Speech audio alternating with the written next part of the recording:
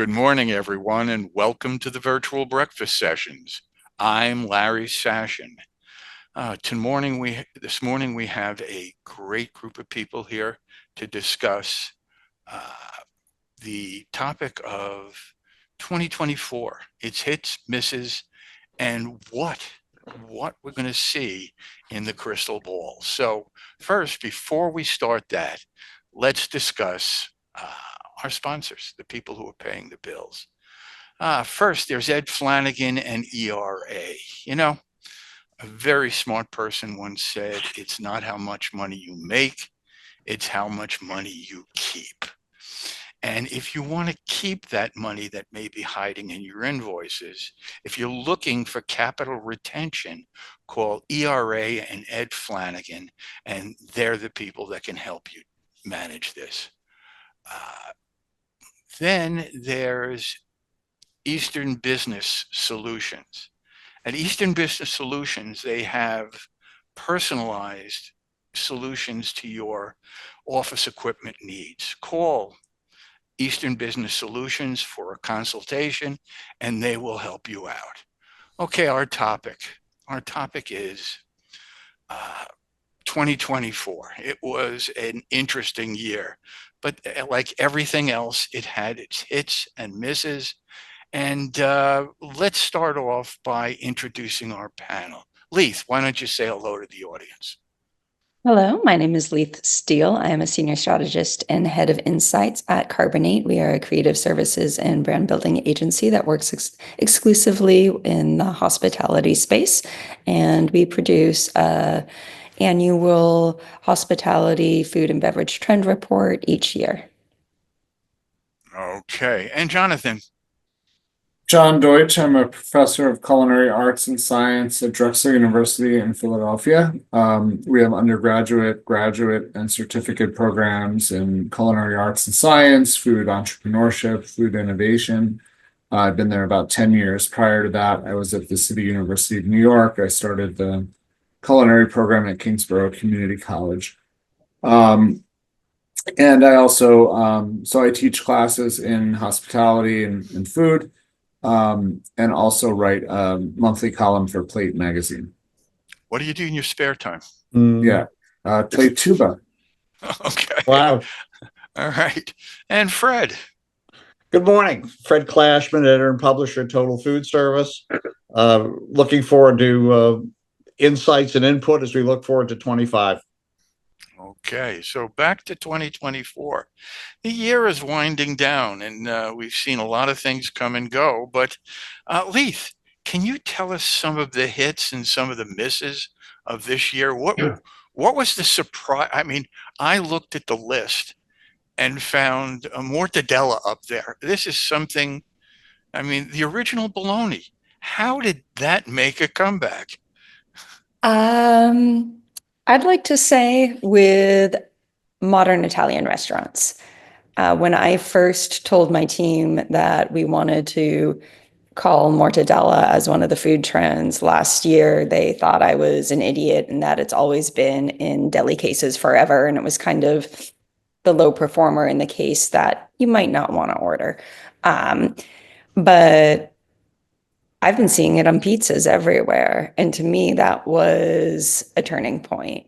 When mortadella gets fancy and it gets dressed up on pizza and with pistachio, like we've never had pistachio on pizza before. And, mortadella was kind of the gateway to the pistachio craze.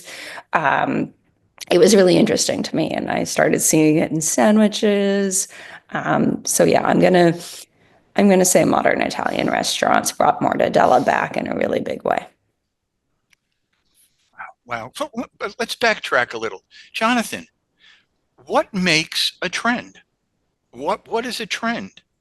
Yeah, that's a great question. I mean, I see a trend as something that is longer lasting than a fad. That's always one question we get. What's the difference between a fad and a trend? And I think that mortadella example is a good one, right? It's something that's been around for a couple hundred years at least. It's not going anywhere, but it's something that has sort of caught the attention and the eye of multiple people in multiple places. I think that is a good kind of framework for trends more broadly. They don't have to be historic, but they have to be rooted in something real. It can't just be a sort of one-off out of nowhere, having its 15 minutes of fame. It's something that sort of comes to the top, and then I think another important part of it is it's done in different ways in different contexts. So, one trend we're seeing now is, for example, oil-based chili sauces. So you see chili crisp, you see salsa matcha, you see infused oils, you see all sorts of varieties of the same thing, and rooted in sort of an authentic set of ingredients, right? And I think that's the key. Okay.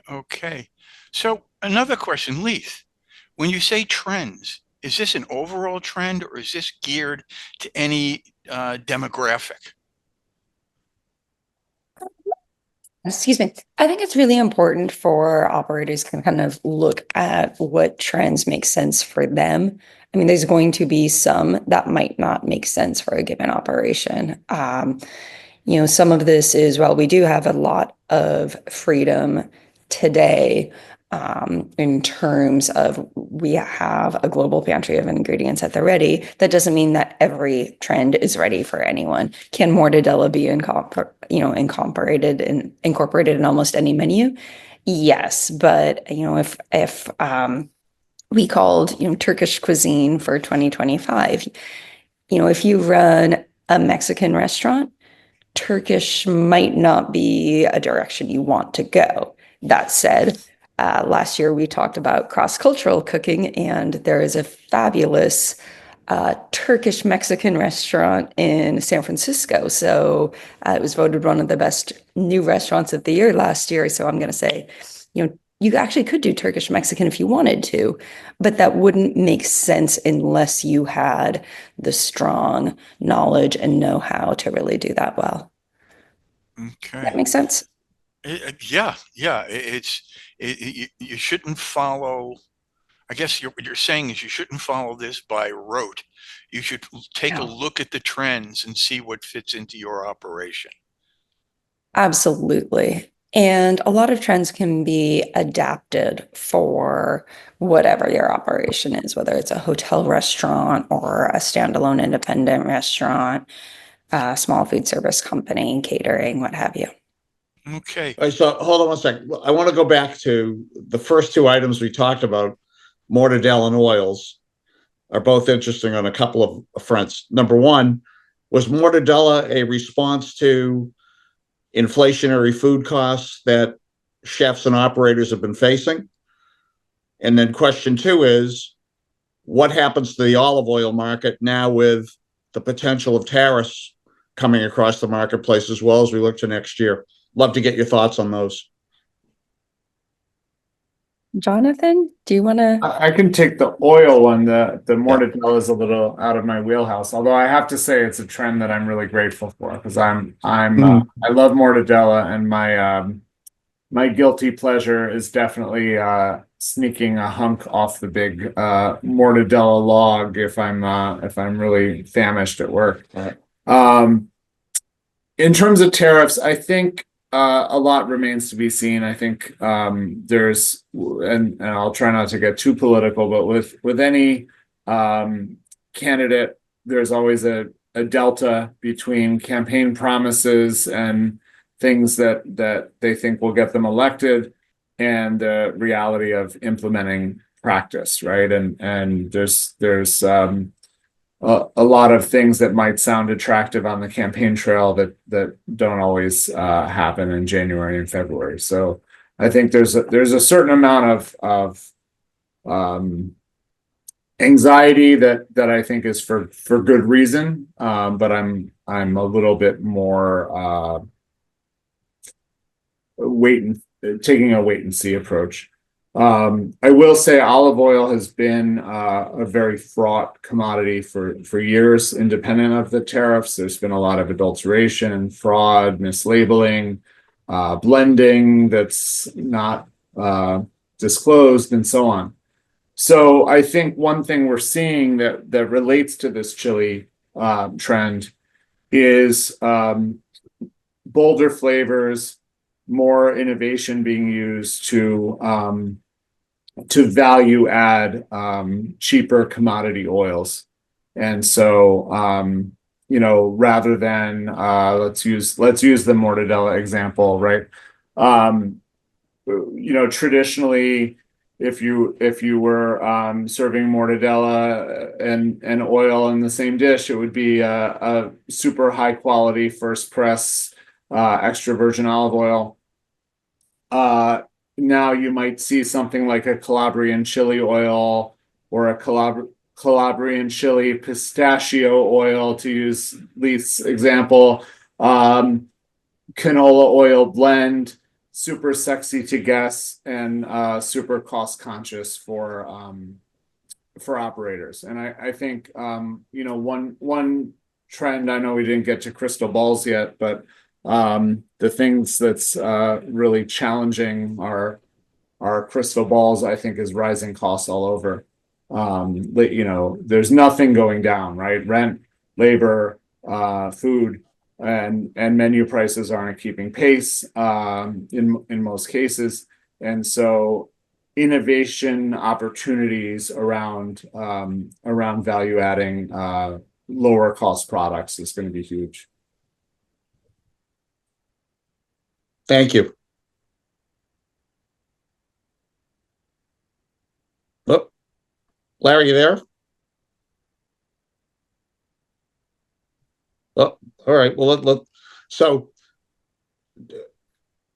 Leith, are you there? Yes, I am. All right. So we lost Larry first. So, I'm looking at this cover story on Financial Times. Italy cheesemakers race to stockpile in U.S. before Trump tariffs can take a bite. Is that a concern? Is that something we see? What's the impact both on the 24 trends, on the 25 trends going forward? That's a very interesting one. Yeah. I think Jonathan is right. I don't think we know exactly what's going to pan out. Right. It's very protective of all of the food industry, making sure that it really is, Italian made. There have been scandals in the cheese world too. Oh yeah. You go down through North Beach in San Francisco, and I think most of the restaurants are serving Argentinian Parmesan. Right. So, I do think it's a multifaceted argument. What's going to happen on the political spectrum is, who's to say? It's not my expertise. Right. Obviously, I have some thoughts and opinions, but I'll withhold those for the moment. Of course. But we don't know exactly what's going to happen, but there probably will be some reverberations across the board, across both food and beverage that is imported, which is a shockingly high amount. Jonathan, let's go back to you do consulting for a fancy food show, which is always, to me, one of the, or especially food show, which is always one of the real must-see shows every year in terms of trends. What did you predict going into 24, and then what was confirmed or not confirmed when you got to that show this year? Yeah, I can speak a little. So I'm a trend spotter with the show in the winter, and then in the summer show in New York. Our students are actually junior trend spotters, which is really fun. Interesting. So I'll point out our 2025 predictions, which of course build on the 2024 shows. This is a press release that just came out. So I hate this term, but this is not my writing. But one of the trends that actually our colleague Melanie Bartlemy from Mintel came up or is quoted in, which is Girl Dinner 2.0. But I think the broader trend is one I stand by, even if I don't like the title. And that's snacking, grazing, eliminating day parts, really all operating hours are now day parts, right? For a lot of operators, Right. especially I'm on a college campus every day, and I'm seeing, breakfast sandwiches at 3 p.m. and late night is probably the fastest growing and highest demand day part. So meals and day parts being replaced by grazing. We're seeing something I'm really excited about, more excited about than that one, which is bold global flavors being mainstream and accepted and not dumbed down. Which thank God it took forever. I have a background in as a research chef developing, packaged food products for large food companies. And I can't tell you how many conversations I've had since starting my career in the mid 90s that were like, oh, well, this is really tasty, but it's not good for a mainstream consumer. You have to tone it down, whether it's funky fish sauce flavor or spicy chili or aromatic spices. It was all about dampening things down for the sweet, fat, boring American palate. Right. It made me crazy, and I hate that instinct. And fortunately, enough small businesses, and this is where the fancy food show is key, have pushed back against that and said, this is the way my grandmother made it, and this is the way I'm selling it to you. And if you don't like it, don't buy it. And sure enough, we're not as dumb and fat and sweet as the large CPG companies think we are. We can actually handle flavor and spice and aromas and nuance. So thank God, that's one I'm really excited about. Kind of related to that, another trend is upscaling home cooking, which food service people don't like, but it's a reality, right? I mean, I've said this for years. I love a good steakhouse, but every time I go to one, I think, well, I could have bought a $15 or $20 steak and thrown it in my sous vide and given it a good sear and saved a few $100s and a couple hours, right? So I think we're seeing a lot more high-end restaurant style products entering the home kitchen as people get savvier with home cooking. And I think what we're seeing is fine dining and ultra fine dining, luxury dining, being a less frequent but still celebrated occasion.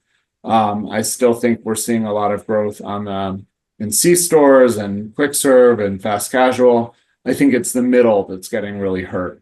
If they're not smart, won't survive in restaurants. So that kind of like everyday $30, pork chop and mashed potatoes. Yeah. It's nothing to write home about.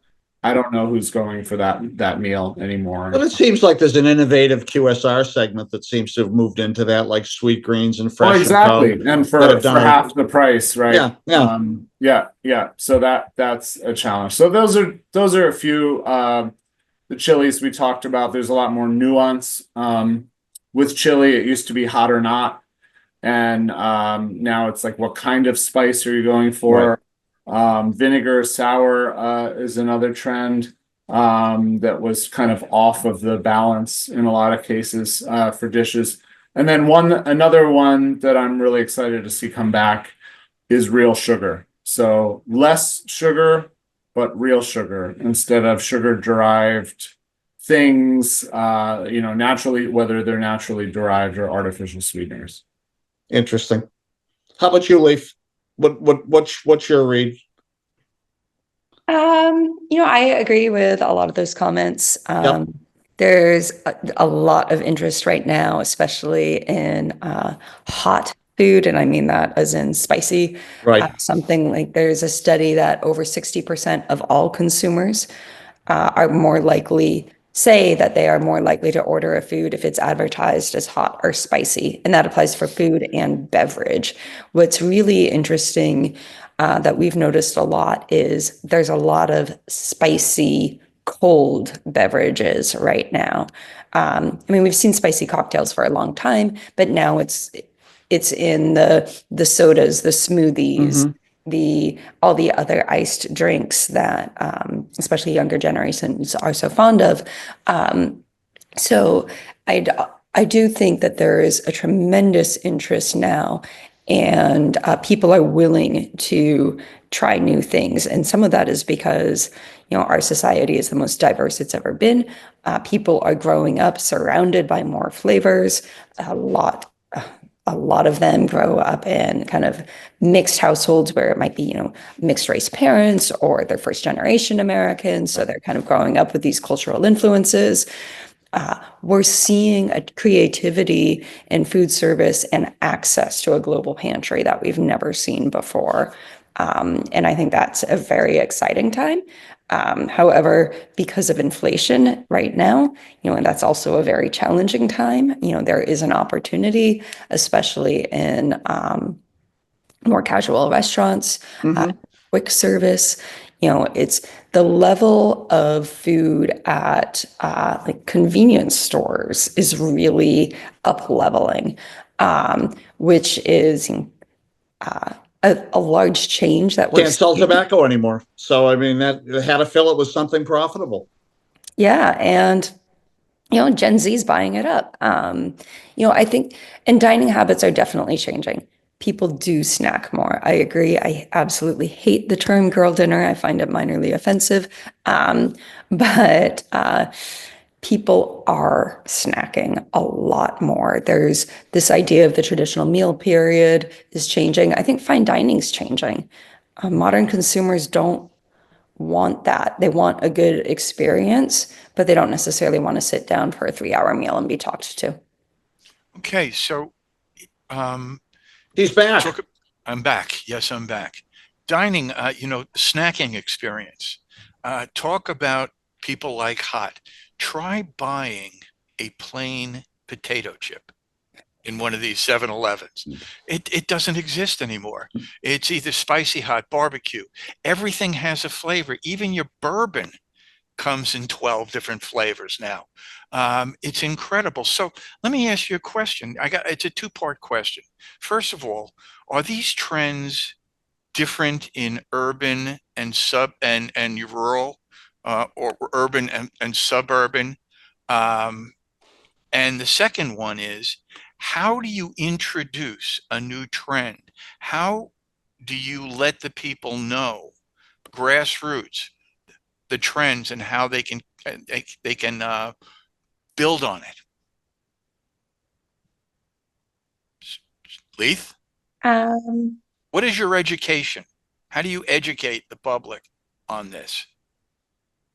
I think it depends a little bit on what you're doing and who you are. The easy short answer is social media is a fantastic tool for that.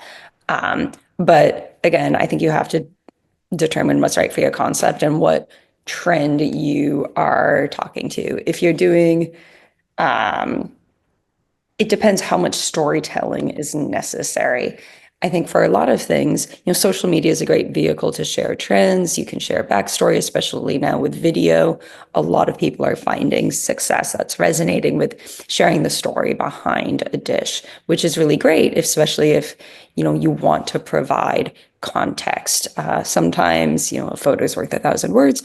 And that's all it takes is to share that. Okay. All right. And you, Jonathan, you're in education. How are you selling trends to new restaurateurs? Yeah, I'm really not selling them because I think a lot of them, I have nothing to sell. And I'm not sure I even like a lot of them. I agree with you, Leith, about girl dinner. But I think it's more about helping folks navigate, right? So I agree, social media, especially among the demographic I work with, the young people. I mean, it's amazing. I went into I'm not super social media savvy, and remember a few years ago that stupid feta cherry tomato thing went viral, and we couldn't get feta, and so these things take hold quickly. I think a lot of restaurateurs are either not in the demographic where they're on social frequently, or frankly, they're too busy doing their job and running an operation or multiple operations to be hanging out on TikTok. And so I think keeping them abreast of things, and then also trying to strike the balance between making what's trendy available, but making it authentic to who you are and your concept, right? I love that Turkish Mexican example we talked about before, because actually, a lot of Mexican food and ingredients have Middle Eastern and Silk Road influences, right? Like mole, which is really a Middle Eastern spice blend in a mole poblano, right? So not saying to a restaurateur, Leith says Turkish is big, let's put in a souvlaki stand as part of your restaurant. But maybe we could say, there's really not a lot of delta between souvlaki and al pastor, and your mole already has Middle Eastern spices. So let's think about how we can offer some menu innovation that's aligned with what people are looking for, or celebrates this diversity and so on. So I think that's the challenge and also the exciting part of what we do. It's almost like Now it's not about the ethnic labeling. It's about the actual molding and melding of flavors. Sure. Yeah.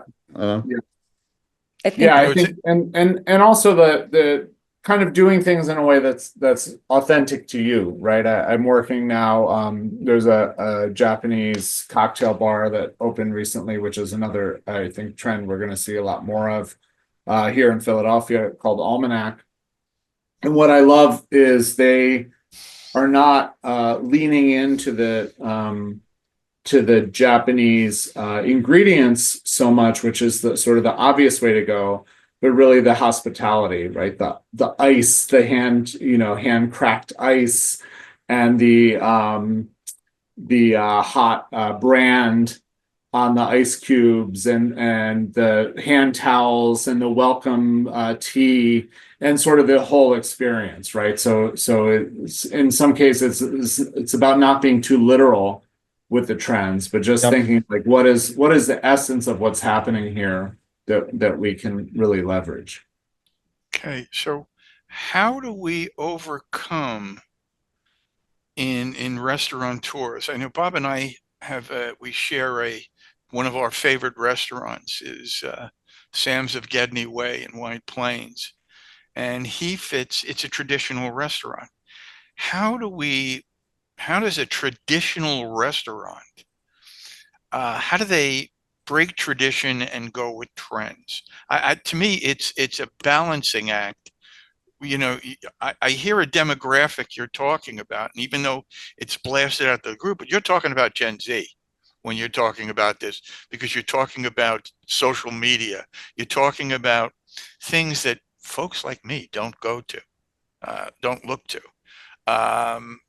So how do you bridge? How do you help the traditional restaurant introduce new and unique items into their restaurants? strategically.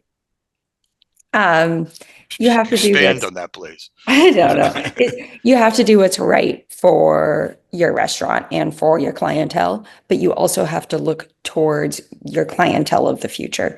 So for instance, we work with Skoma's in San Francisco, which is an iconic seafood restaurant that has been open for 59 years. They're going to hit their 60th anniversary in May in 25. So it's been open for a long time. They've always had, direct pier to plate seafood. That was their thing. But, when they opened, they were using frozen vegetables for, I am sure, in the 70s. In the 70s, sustainable seafood was not a thing. With time, they have changed a lot. Now, they are certified 100% sustainable seafood. This is something that is important both to the chef and the culinary director, but also, consumers are asking questions about the sustainability of seafood. The sides are incredibly thoughtful. They were reviewed this year, and the the restaurant critics said they put a lot more thought into the sides than they need to. Like they could just, rest on their laurels, but they're not. They put like a fennel slaw on the fried fish sandwich. They do a warm grain salad with a mixed grill, and it's an insanely good warm grain salad that, as somebody who's interested in cooking, I taste one bite and I think, wow, how did you get so much flavor in this? So adding a lot of thought and detail in ways that are approachable. They have a fried chicken sandwich on the menu because they felt like they had to do that. It's a newer addition, but you do have people who are coming in with family or colleagues and they don't eat fish. Fried chicken is now kind of the must-have on any restaurant menu and has been for at least the past 5 years. It's not spicy. They've opted not to introduce the spice factor yet because their clientele's not right for it. That's not to say that in 10 years it might be spicy, or in 5. Mm-hmm. Okay. Where did the impetus come from? Was it a second or third generation of management ownership coming into the business? Did it come from distribution? Who did it come from? They're family owned, so it's the same family. I think, some of it is a new culinary director came in and said, we can do better. Yeah. And it's especially in California and San Francisco with access to great ingredients, why wouldn't you be using them? Mm-hmm. And some of this was just because they'd always, been executing it, and they do high volume. So, tremendous amount of turnover and turnaround, and they have a very small kitchen. But yeah. I think part of it is making things available, making things customizable without necessarily marketing that out front for a more traditional restaurant. So an example is I went to a Lebanese place last night that I love, very traditional, family owned, second generation. And you can get pretty much anything they have with plant-based meat if you want to, and Middle Eastern food is very vegan friendly, right? Because the rice, the pita, all that stuff is already coming vegan. And then it's really just saying, instead of the lamb, I want the plant-based lamb on this. And it doesn't offend the loyal, Lebanese Americans whose family has been going to that place for 50 years. But you also see younger people with piercings and tats side by side eating their vegan alternative to this traditional food. And I think what gets them there, instead of a place that you think would maybe appeal more to that younger demographic, is the food is really good. And there's an authenticity. I hate the term authenticity as applied to cuisine, but I think it's appropriate to the soul of the restaurant, right? This is a real place and a real family with real skills, but they're adapting for the market, which is pretty close to a university, and bringing in a diverse group of people. And so I think that's kind of the way to do it is I think no one likes a phony, right? If we were all told, this is an older crowd, forgive me. And if we were all told, that there's some sort of fashion thing is the hot new look, I don't think we'd be taken seriously if we just kind of jumped on board with whatever that trend was, right? We have our way of doing things. And I think that's true in food, right? No one wants to see someone chasing. But I think when you look at these broader demographic trends and psychographic trends, how people are really shifting, you also can't be left behind in the dust, so I think that's a good example. I think the sustainable seafood is a good example, the fresh veggies, all of that stuff. You're not losing your identity by switching from frozen veggies to fresh. You're making things better for everyone, but also keeping up with customer expectations, right? So how do you introduce? Hold on a second. Okay, Larry, hold on. We need to make sure we cover this. Larry and I have been chasing plant-based for the better part of 5 or 6 years, ever since we had a show come into New York. And could you guys give us your thoughts on where you see plant-based? Has it grown beyond just being a faux burger or a faux hot dog or faux chicken? What do you see ahead for that in the short term?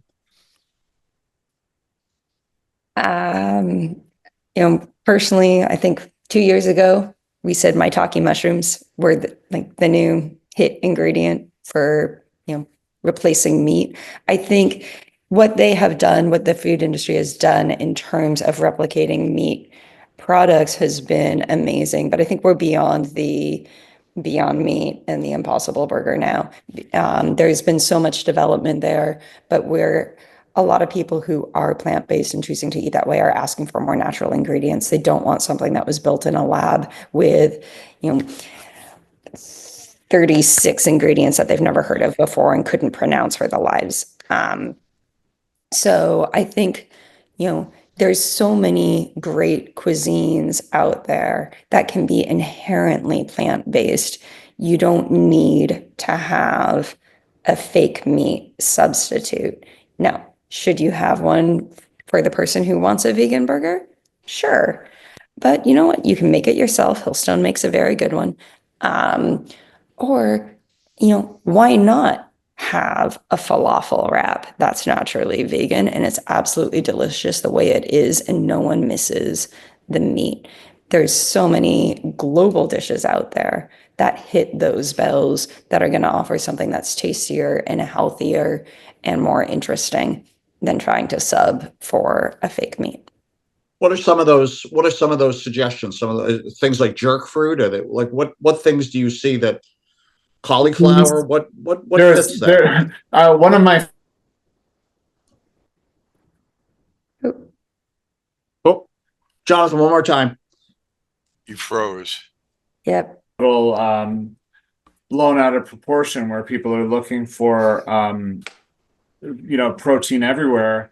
And we have beans, we have tofu, we have really time tested foods that are delicious and relevant. And so I agree with that pushback to the natural. Yeah, we were talking long ago about plant-based won't be really successful until it's food, just food, not replacement food. And I agree 100% with what you're saying there, that it has to stand alone. It has to be, it's creativity that's going to make plant-based successful, not imitation. So I have a question. So we have all these opportunities to introduce new products. Let's, if you can, and I'm not sure you're able to, but if you can, tell me how the traditional restaurateur can introduce this. I know planning and I know this. Do you do a pass around for people to taste it? Do you do an appetizer that has the spice in it and see how your people receive it? What have you seen out there that people are doing? Because there's a lot of people just stuck on this ledge that are afraid to step off. You mean specifically with plant-based, or with any With anything new? I'm Mr. Tradition. I know I have to expand because people like me are dying. I'm losing my customers. There's no more boomers being born. How do we step off that cliff? Yeah, I mean, I think one of the great things, I talk about this when I teach food product development, is if you look at other sectors, if you're selling cars, you have to create a consumer profile of what they're looking for, right? It's family or safety or sporty, luxury, right? And once you get your car, that's it for years, right? The great thing about food is it's low risk. You can start the morning and I could look at you and say, oh, this is a sustainable foodie, drinking their fair trade coffee and their farmers market granola. And then for lunch, you're going to a QSR and you're getting a burger, and I say, oh, you're a mainstream, value conscious consumer. And then for dinner, you're going to one of those trendy Italian mortadella pizza places, and I say you're a real foodie. It's three different psychographics, three different profiles over the course of the day, and that's the wonderful thing. So it's low risk. You can offer sampling, you can add things to the menu, you can try things out, and you're not there's very little buyer's remorse in this field, right? You try something, you don't like it, you get something else, right? It's pretty. We talk a lot about prices and costs, but really, all things considered, it's a pretty low risk venture, and I think there are more people looking for difference, right? Whether that's something that's just a different take. I'll give you an example. I took my mom, who's a boomer, to this cocktail bar I've been working with, and she was exposed to varieties of Japanese citrus she never heard of. But she knows what a lemon is, right? So if you start from, it's just like a lemonade, but it's made with yuzu and other citrus. Lo and behold, she loved it, right? But having, we talk a lot in food product development about familiar with a twist, right? You can't launch something no one's ever heard of or ever conceptualized and can't get their head around, right? But if you say it's just like this thing that but it's a different version Yep. of it, it's a different take on it, then it becomes appealing to people. So we're back to creativity. Of course, We're Yeah, back to creativity. you never And- left it. I You know, do. Go ahead. Go ahead, Leith. Oh, I think there's I think right now people are looking for more creativity, but you do have to do it in approachable chunks. I would like to encourage hotels especially to have more of a point of view. Right now, consumers are looking for restaurants with a point of view. Hotels have been notorious for just kind of hitting the lowest common denominator. However, I feel like now with all the options out there, if you want to bring people into a hotel restaurant, you need to have a point of view. And there's ways that you can do that are really appropriate but unique, because you need to give people a reason why to go someplace now. So define what a point of view is and talk about a couple of examples. One that I can't say that I've seen, but that we thought would be, relevant coming up is, let me preface this and say, I really hesitate about, latching too much onto TikTok trends for any restaurant, because a lot of TikTok trends are based on home cooking and might not be applicable. Yeah. However, Balkan breakfast was trending.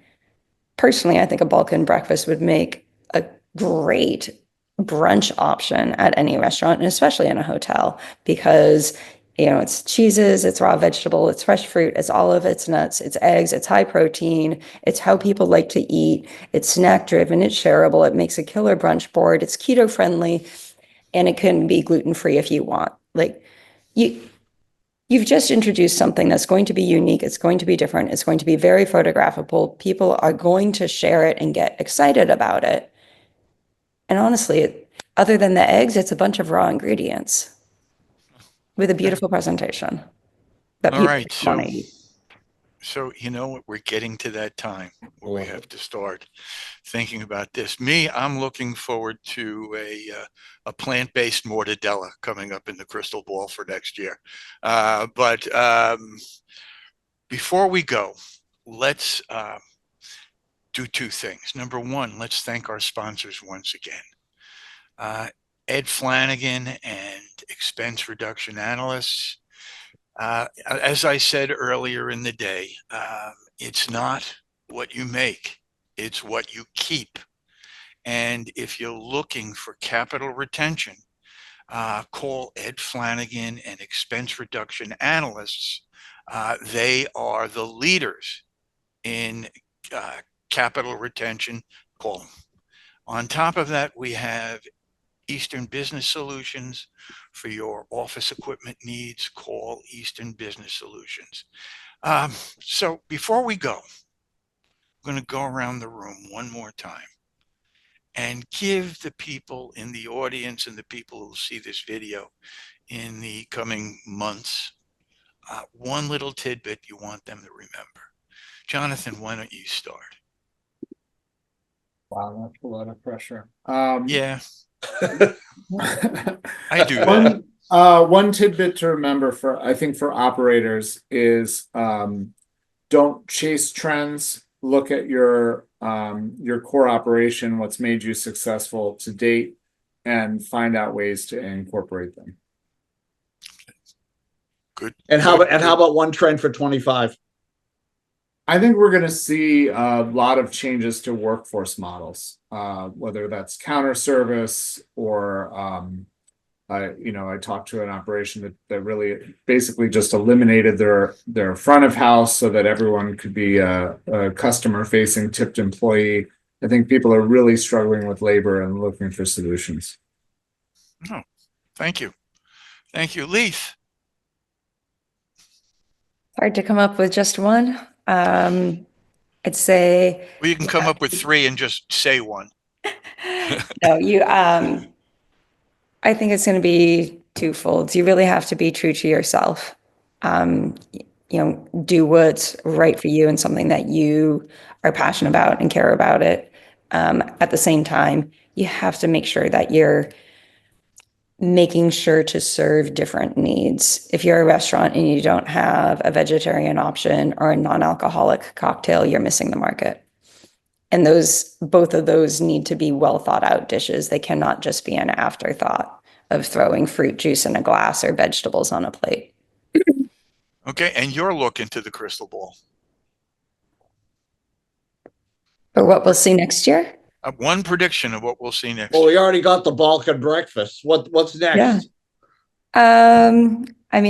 Pistachios are everywhere. I will say that. I think we're going to see more katafi, if you're familiar with that. It's the Dubai chocolate bar is super interesting. I think we're going to see a lot of riffs on that in desserts, in drinks, on waffles, and any way you can do it. Okay. Fred. Just want to say thank you. Great look at stuff. Things I've never thought of. Thank you. All right. Well, we're going to be back for our last virtual breakfast session of the year next week on the 4th. And we have a little special show for you on that time, but you're going to have to tune in to see it. So everyone, have a wonderful, wonderful Thanksgiving. Wherever you are, whatever you do, just remember two things. Everyone, stay positive, test negative, and I'll see you next week. Thank you. Thank you. Thanks, guys. Thank you. All right, thanks. Sorry, I think it was complicated.